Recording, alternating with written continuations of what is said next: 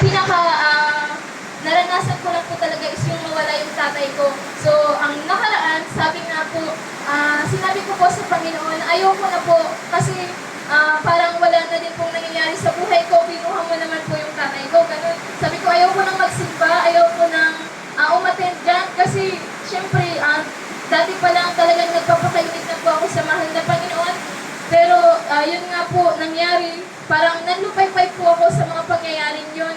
Parang nawalan po ako ng isang pakpak, ng isang paa, kung ano man po yung mga nangyari sa buhay ko. Basta yun po talaga yung bagay na nagpahina po talaga sa akin. Pero sabi nga ng Panginoon, ipaparanas ko to sa'yo kasi may plano ako sa buhay mo. So, tinanggap ko po yun. Sabi ko, Panginoon, kung ano man po yung gusto mo sa buhay ko, tatanggapin ko po ito.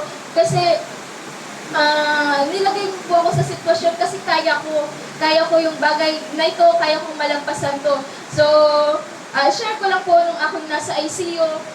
Kumakanta po ako sa CR. Sabi ko, Panginoon, kung ano po yung gusto mo sa buhay ko, gawin ko po. Sabi ko, kasi naniniwala naman po ako sa inyo. Pero po yung pakiramdam ko po talaga, maliligtas po si tatay. Kasi syempre, Bible study na gano'n, parang nagpapakainit naman din po tayo, nag-pray naman po yung mga kapatiran. Naniniwala po ako doon, naniwala po ako sa mga pangako po ng ating mahal na Panginoon. Pero po ang sabi nga, kung ano yung gusto ng Panginoon sa buhay ko is mangyayari. So, lubos din po akong nagpapasalamat. Sa kabila po nun is narito pa rin po ako, nakatayo sa harapan nyo sa kabila po ng mga pagsubok na naranasan ko ng aking pamilya.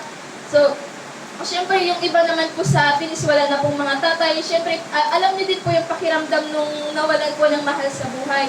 So, lubos din po ako nagpapasalamat. Then, isa pa po, may gabi naman din po na parang sinisik ko po ang Panginoon na sabi ko, Panginoon, bakit si tatay, bakit gano'n, bakit, basta marami pong bakit, na wala naman din pong sagot na masasagot sa akin.